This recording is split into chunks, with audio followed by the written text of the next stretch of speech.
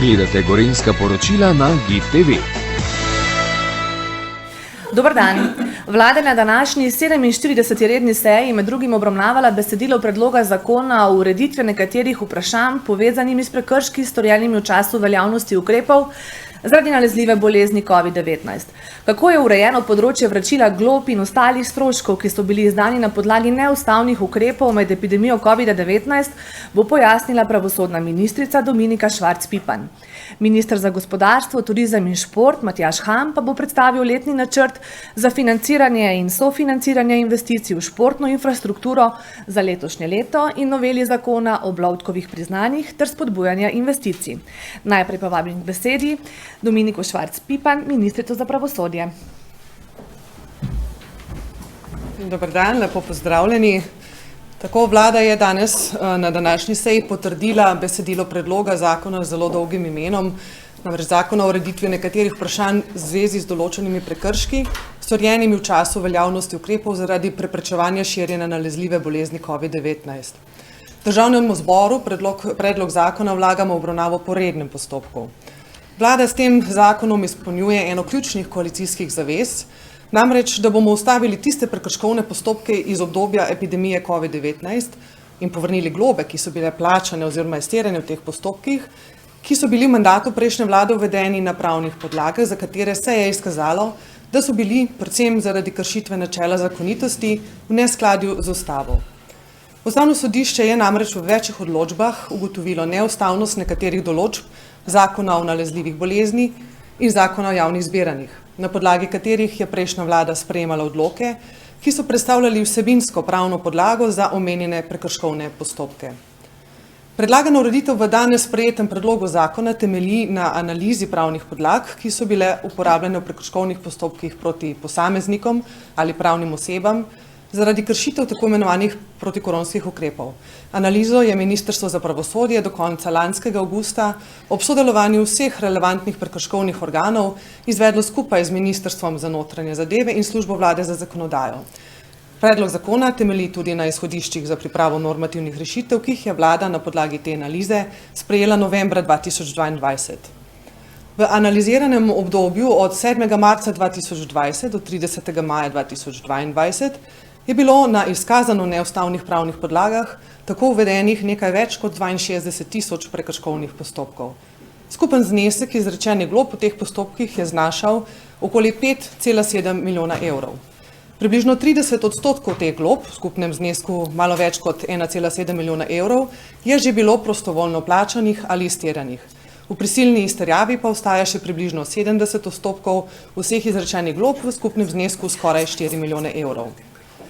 Ključne rešitve predlaganega zakona pa so prvič, ustavitev vseh tekočih prekrškovnih postopkov, ustavitev postopkov v zvezi z opravljanjem dela v splošno korist in ustavitev postopkov v zvezi z izvrševanjem nadomestnega zapora, pa tudi ustavitev postopkov prisilne izterjave globe in stroškov prekrškovnega postopka. Drugič, zakon predvideva celoti povračilo glob, stroškov prekrškovnih postopkov in stroškov prisilne izterjave ter odvzete premoženjske koristi. Predlog zakona določa tudi izključitev prejetih sredstev iz dohodkov. To pomeni, da se prejeta sredstva ne bodo upoštevala pri uveljavljanju pravic iz javnih sredstev, prav tako se od prejetih sredstev ne bo plačevalo dohodnine. In tretjič, predvidena je tudi sanacija pravnih posledic v zakonu zajetih prekrškov, avtomatični izbris podatkov iz prekrškovnih evidenc. To pomeni, da se bodo podatki o prekrških, ki so zajeti v zakonu, izbrisali iz evidenc prekrškovnega organa in evidence pravnomočnih odločb sodišč. V času od uveljavitve zakona do dejanskega izbrisa podatkov pa se ti podatki ne bodo vključevali v potrdila izdajane iz prekrškovnih evidenc. Osnovna vodila predlagane ureditve so vodenje postopkov po uradni dolžnosti, avtomatizem in predvsem čim manj birokratskih obremenitev za upravičence. Sodelovanje upravičencev je tako predvideno zgolj tam, kjer je to nujno potrebno, denimo za sporočanje pravilnega plačilnega računa ter glede priglasitve bančnih stroškov prisilne izterjave globe in stroškov postopka. Pristojni prekrškovni organi bodo pripravili in upravičencu poslali informativni izračun o izplačilu globe in stroškov, zoper katerega bo imel upravičenec možnost ugovora. Zoper odločbo o izplačilu pa bo upravičencem zagotovljena tudi možnost upravne pritožbe v roku 15 dni na pristojno ministrstvo. Zaključno bi želela poudariti, da se vlada zaveda, da je prejšnja oblast, torej vlada Janeza Janše, ob uvajanju ukrepov bila soočena s precejšnjo mero negotovosti spričo vseh razsežnosti izbruha epidemije COVID-19. Zavedamo se, da je svoje prispevala tudi časovna komponenta, ki je terjala hitro krizno ukrepanje. Prav s tem namenom slovenski ustavni red tudi omogoča, da izvršilna oblast izjemoma in začasno prevzame sprejemanje ukrepov, s katerimi se neposredno posega v svobodo gibanja ter pravico do zbiranja in združevanja, zato da bi zajezila širjenje nalezljive bolezni in tako učinkovito zavarovala druge človekove pravice, kot sta pravica do zdravja in življenja ljudi. Vendar pa, in to je ključno, mora biti tako urejanje v skladu s temeljnimi postulati ustavnega reda in pravne države, kot so zakonitost, pravna varnost in predvidljivost pravnega reda. Kriza ne more in ne sme biti izgovor za njihovo spodkopavanje.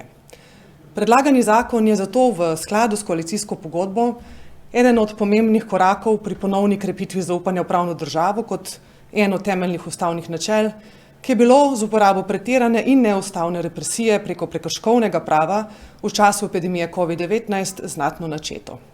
Toliko uvodoma, sem pa seveda tudi na voljo za vprašanja. Najlepša hvala, ministrica. Prednost dajemo novinarkama, ki sta pri nas tukaj v studiu, Metka Majer, POP TV.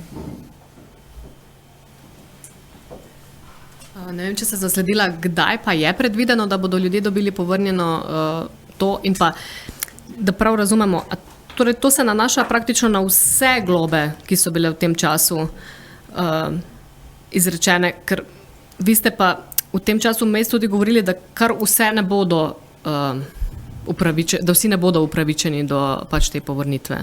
Ja, hvala za vprašanje. To vprašanje vidim, da povzroča kar nekaj zmede, tako med ljudmi, kot tudi med nekaterimi pri nekaterih politikih.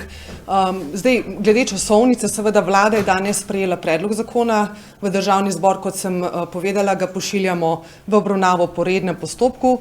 Torej, predvidevamo, da bo nekaj mesecev, 2-3 mesece trajalo verjetno, da bo zakon sprejet v državnem zboru, uveljavljen potem v običajnem roku, ki je predviden za uveljavitev zakonov. In takoj potem se bo začel zakon izvajati. Zdaj, točne časovnice, kdaj se bodo izplačila začela izvajati, ravno zaradi tega ne moremo napovedati, upam pa si napovedati, predvideti, če ne bo kakšnih zapletov v zakonodajnem postopku ali po njem, da bi se ta izplačila lahko začela izvajati proti koncu letošnjega leta. Kar se tiče samega obsega, torej obsega tistih prekrškov, ki so v zakon zajeti, skušam čim bolj enostavno na vsakem mestu, vsaki priložnosti izpostaviti, da gre izključno za tiste prekrške, za tiste prekrškovne postopke, ki so bili uvedeni na podlagi neustavnih predpisov določb. Se pravi, gre za tiste prekrškovne postopke, ki niso imeli zakonite oziroma ustavno skladne pravne podlage in torej ne bi smeli biti uvedeni. Ne zajemamo tako imenovanih sekundarnih prekrškov. To so na primer prekrški na podlagi pravil v cestnem prometu. Nekateri od teh prekrškovnih postopkov so se tudi v sklopu ali mirnih zbiranj ali mirnih protestov seveda uvajali. Teh ne odpravljamo, kolikor so temeljili na veljavnih in tudi ustavno skladnih pravnih podlagah, kajti to bi seveda pomenilo nek poseg v ustavni pravni red, ki pa si ga seveda ne moremo privoščiti. V takih primerih, kjer posamezniki menijo ali so menili ali pa bodo ocenili, da so bile kljub temu šikanirane njihove pravice, naprimer, da je bil prekrškovni postopek uveden šikanozno z nekim drugim namenom, potem morajo sprožiti individualne pravne postopke, koliko roki za to že niso potekli. Tukaj pa gre za rešitev sui generis, za neko posebno sistemsko rešitev, za tiste prekrškovne postopke in kot rečeno, teh je bilo preko 62.000, ki v času uvedbe prekrškovnega postopka niso imeli ustavno skladne pravne podlage. Še kakšno podvprašanje, Metka Majer? Prosim, če stopite sem. Pa vas bom zdaj konkretno vprašala. Poročali smo o primeru, zagotovo ga poznate, ko je nekdo, ki je se udeleževal protestov, dobil položnico za 34.000 evrov, recimo, za to, da za stroške varovanja protestov oziroma da pač v bistvu plačal policijo. Ali bo ta globa povrnjena ali ne? Oziroma, ne vem, če je bila plačana, da se razume. No, kako je s tem? Ja, tukaj tudi to je eden od primerov, ki povzročajo zmedo. V teh primerih oziroma v tem konkretnem primeru ne gre za izrečeno globo v prekrškovnem postopku. Gre za tožbo, se pravi civilno pravno tožbo na povrnitev stroškov postopka, stroškov protesta, ki so nastali v zvezi z varovanjem mirnega zbiranja. To torej ne spada v prekrškovno pravo in ne spada v ta zakon. Kot je dobro znano in tudi javno bilo povedano, smo takšne situacije, kjer pač je prišlo do te naložitve ali tožbe za povračilo stroškov, ustavili že v začetku mandata. Ustavila jih je takratna ministrica za notranje zadeve Tatjana Bobnar na način, da je umaknila soglasje vlade, se pravi soglasje države k tem tožbam. Kajti te tožbe so tudi bile, kot je že državno odvetništvo v svojih stališčih vladi takrat opozarjalo, nedopustne, kajti tako v skladu z slovenskim ustavnim redom kot mednarodnimi obveznostmi Slovenije na področju človekovih pravic ni dovoljeno nalagati stroškov varovanja miroljubnih zbiranj nikomur, nobenemu posamezniku, ampak jih mora zagotavljati država. To je skratka del načela pravice do mirnega zbiranja. Tako da ta del, to niso globe, ampak gre za povračilo stroškov, ne spadajo v prekrškovno pravo in ne spadajo v ta zakon. Se pa urejajo te situacije, ki so bile prav tako nedopustne, na drugačen način. Lara Draškovič, STA, potem pa, če ima kdo vprašanje na spletu, naj že kar dvigne roko. Pozdravljeni. Zdaj najprej mogoče še vaša ocena vlade, kakšen bo finančni učinek za državni proračun celotnega zakona, in pa ta zakon je bil tudi sprva poslan v javno razpravo. Zdaj, če lahko poveste, kakšne so konkretne tiste ključne spremembe v primerjavi z zakonom, ki ga je vlada poslala v javno razpravo. Hvala. Hvala lepa. Ja, teoretično predvidena maksimalna vrednost ali pa znesek finančnih posledic iz naslova vračila glob bi lahko bil 5,7 milijonov evrov. Toliko oziroma nekaj čez 5,7 milijonov evrov je bilo namreč izrečenih glob. Kot sem povedala prej v svojem uvodnem nagovoru ali pojasnilu, pa je bilo od teh 5,7 milijonov glob do sedaj izplačanih prostovoljno ali pa izterjanih okoli 1,7 milijona, nekaj več kot 1,7 milijona evra, in to je tisti realni znesek vračila, ki je pričakovan v tem trenutku. Čim bo zakon sprejet, bomo tudi vse še odprte tekoče postopke prekrškovne ustavili in tudi ustavili vse postopke prisilne izterjave teh glob, tako da ne pričakujemo, da bi se ta znesek 1,7 milijona evra bistveno povišal. Nekaj malega se gotovo bo, kajti ob povračilu glob so predvidene tudi, kot sem omenila, povračilo bančnih stroškov, povračilo odvzete premoženjske koristi in pa povračilo stroškov prekrškovnih postopkov. 5,7 milijona evrov pa je tista teoretično največja možna meja oziroma celotni znesek povračil, če bi prišlo do izterjave ali plačila vseh naloženih glob. Pa v primerjavi. Ja, zakon je bil poslan v javno razpravo. Moram reči, da zadovoljstvo ugotavljam, kot sem tudi že omenila, smo hvaležni za tvorno sodelovanje tako Ministrstva za notranje zadeve kot službe vlade za zakonodajo in pa tudi sodelovanje vseh prekrškovnih organov, ki so v času epidemije izdajali te prekrškovne odločbe oziroma uvajali postopke, da smo že v osnovni različici pripravili zelo dober, celovit zakon, ki res ureja vsa odprta vprašanja, tako da v sami javni obravnavi ni bilo nekih bistvenih sprememb vsebinskih, ki bi kakorkoli ključno spreminjale cilje in vodila zakonov. Tisto ključno vprašanje, ki smo si ga pravzaprav postavili, je to, na katero sem že odgovorila tudi vaši kolegici, gospe Majer, in sicer to, kje smo zamejili obseg prekrškovnih postopkov in glob, ki so v ta zakon vključene. Kot rečeno, so to tisti prekrškovni postopki, za katere se je izkazalo skozi ustavno sodno presojo pri ustavnem sodišču, da niso bile uvedene na podlagi ustavno skladnih določb, da so bile torej brez zakonite oziroma ustavne pravne podlage. Pa ravno na to se nanaša mogoče moje vprašanje še naslednje. Torej, kar se tiče recimo morebitnih prekrškovnih sklepov na temelju kršenja na temelju kršenja javnega reda in miru, potem takem to tudi ne sodi v ta sklop, ne? Tako.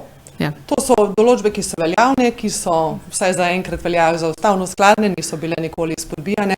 Torej, takšnih prekrškov, katerih pravna podlaga ni ustavno vprašljiva, na te se zakon ne nanaša. Pa še to, ko bo zakon sprejet, torej, kot rečeno, pravzaprav tisti, ki pravzaprav ljudje ne bodo tisti, ki bodo imeli prvo potezo, pač počakali bodo na tisti izračun, ki ga bodo dobili domov in potem... Tako. To je ena od ključnih, bi rekla, pozitivnih rešitev, kar se tiče samega postopka vračanja. Naj tukaj mogoče omenim kot zanimivost, da nismo edina država, ki na tak način vrača globe na podlagi neustavnih ali pa izkazano neustavnih prekrškovnih postopkov. Podobna situacija je v avstralski zvezni državi New South Wales in pa tudi v Španiji, kjer so ustavna sodišča ugotovila neskladja z ustavo. Moram pa reči v primerjavi z našo rešitvijo, naprimer rešitev v New South Walesu je veliko manj avtomatična, tam je državljanom, tistim, ki so bili prizadeti s temi postopki, dan določen rok, precej kratek rok za priglasitev, se pravi zahteve za vračilo teh glob in stroškov in je precej bolj oteženo, birokratsko oteženo to vračanje. Mi smo zadovoljni, ker smo skupaj našli rešitev, ki bo omogočala ta avtomatizem, skratka postopki se bodo takoj po uveljavitvi zakona pričeli po uradni dolžnosti. Vsak prekrškovni organ, ki je pristojen, se pravi tisti, ki so izrekali te globe, večina teh je izrekla policija, pa večji del tudi zdravstveni inšpektorat in še nekateri drugi, bodo avtomatično sami po uradni dolžnosti pripravili informativni izračun, ga poslali upravičencu, ta se bo lahko v določenem roku, bo lahko nanj podal ugovor, če bo menil, da izračun ni pravilen in potem bo tudi izplačilo glob po pravnomočnosti oziroma dokončnosti tega izračuna potekalo avtomatično preko FURS-a.